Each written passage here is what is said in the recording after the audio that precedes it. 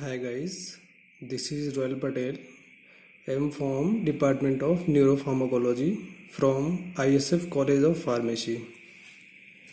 Today we will discuss about how to report ADR of any pharmaceutical product in AMC Advanced Drug Reaction Monitoring Center, PBPI or IPC and CDSCO also.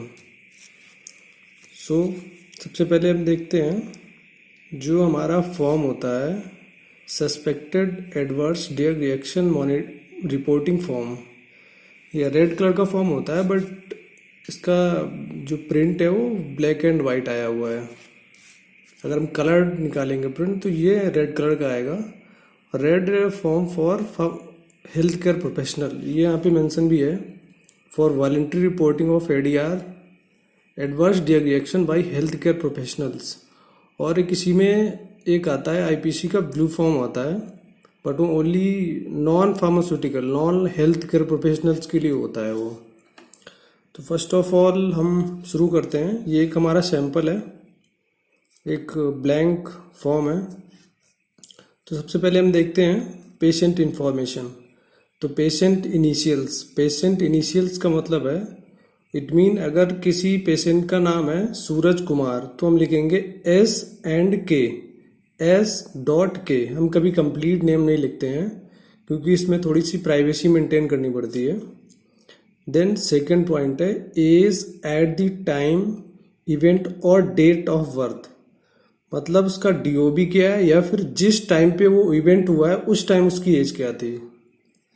ठीक है, अब जो हमारा third point है वहाँ पे sex हम लिखेंगे मेल और फीमेल और अदर्स।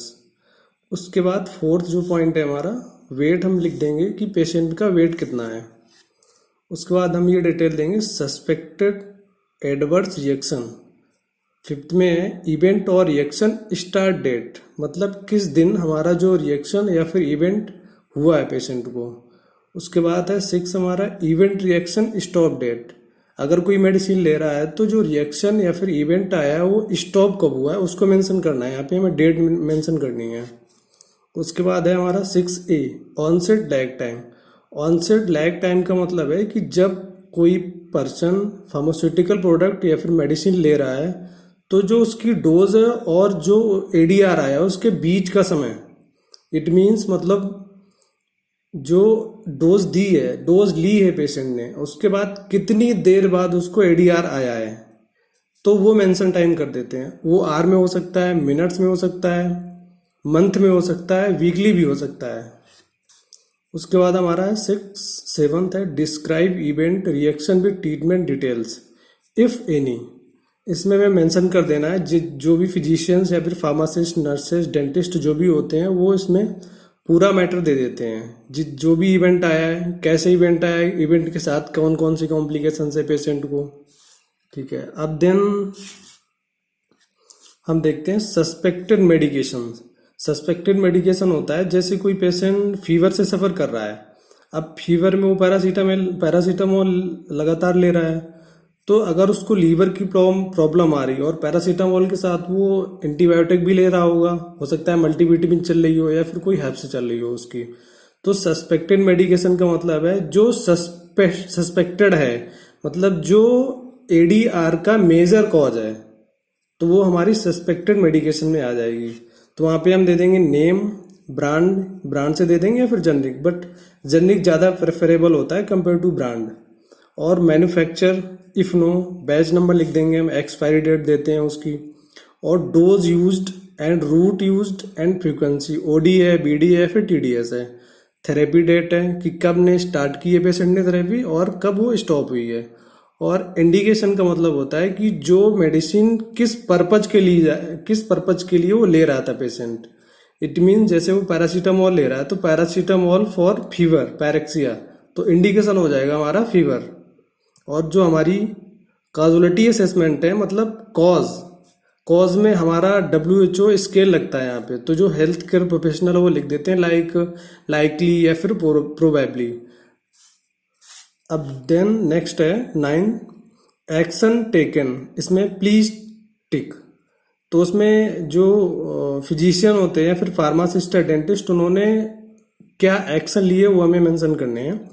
तो ड्रग विड्रॉन, या फिर ड्रग डोज इंक्रीज की, या फिर डोज को रिड्यूस कर दिया उन्होंने, dose not change and not applicable and unknown. उसके बाद है हमारा 10th, रिएक्शन रीअपेयर्ड आफ्टर री इंट्रोडक्शन, प्लीज टिक। तो अगर मेडिसिन के बाद मेडिसिन खाया उसने और साइड इफेक्ट आया है और मेडिसिन उसने बंद कर दी, मान लो उसको फिर फ्यूचर में कभी रिक्वायरमेंट हुई उस मेडिसिन की और फिर दोबारा उसको कोई साइड इफेक्ट या फिर एडीआर आ रहा है, तो यहाँ पे टिक करना है एस और no effect unknown and does if री इंट्रोड्यूस्ड।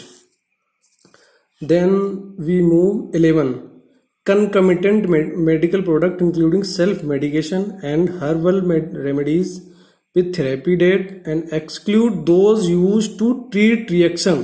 ये important point है, देखो ये लिखा है exclude those used to treat reaction। it means जैसे अभी हमने एग्जांपल दिया था आपको, मतलब किसी को फीवर है तो वो फीवर के साथ में पैरासीटामोल भी ले रहा है और एंटीबायोटिक भी चल रही होगी और उसकी कोई हर्बल मेडिसिन चल रही है, लाइक ली52 चल रही है, तो जो हमारी ली52 है वो आ जाएगी आपकी कंकमिटेंट मेडिकल प्रोडक्ट में आ जाएगी। मान लो लीवर डैमेज होता है पैरासीटामोल से, तो फिजिशियन क्या करते हैं, कोई भी हिपैटोप्रोटेक्टिव लगा देते हैं।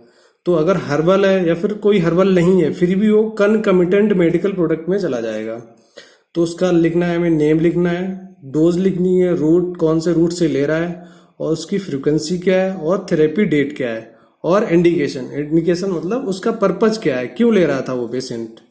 उसके बाद एडिशनल इंफॉर्मेशन में जितनी आपको इंफॉर्मेशन पेशेंट के बारे में पता है, इंक्लूडिंग पेशेंट की प्रीवियस हिस्ट्री, या फिर कोई उसका डायग्नोसिस आया है, डायग्नोसिस हुआ है वो पॉजिटिव आया है, नेगेटिव आया है, या कोई ब्लड रिपोर्ट हुई है, उसकी लैब रिपोर्ट हुई है, या फिर प्रीवियस हिस्ट्री रही हो कोई डिजीज की। अब ये है हमारा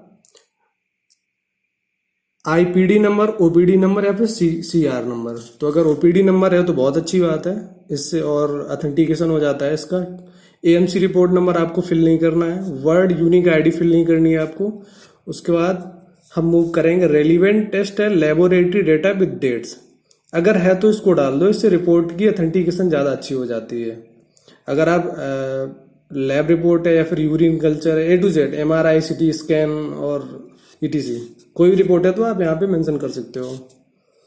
relevant medication history like allergies, rash, pregnancy, smoking, alcohol and hepatic है renal dysfunction, post surgery ETC जो भी है, अगर कोई हिस्ट्री है, मेडिकल हिस्ट्री है, मेडिकेशन हिस्ट्री है, तो फिर वहाँ पे आप मेंशन करो।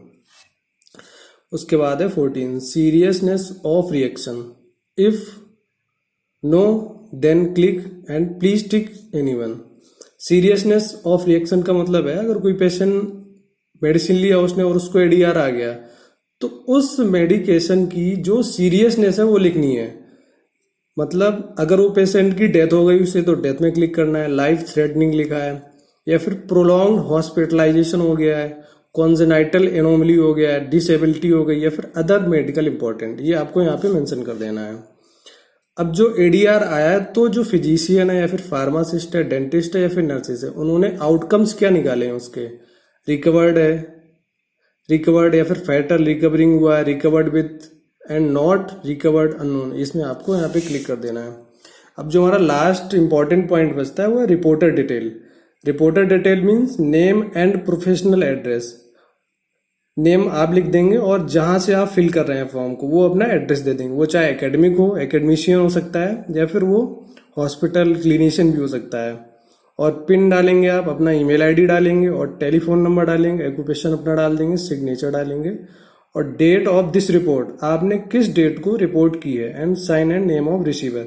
देखो दूसरा सबसे इंपॉर्टेंट पॉइंट है जो ईमेल और आपका मोबाइल नंबर बहुत इंपॉर्टेंट है, क्योंकि जब आप ये फॉर्म एएमसी को भेजते हैं या फिर आईपीसी को भेजते हैं, अगर इस फॉर्म में कोई प्रॉब्लम होती है या फिर उन्हें जो एसोसिएट है या फिर पीवी एसोसिएट या फिर जो पीवी ऑफिसर है, अगर उन्हें कोई इसमें दिक्कत आ रही है या फिर जो आपने लिखा है वो समझ में नहीं आ रहा है, तो आपको ईमेल या फिर वो फोन से कांटेक्ट करते हैं।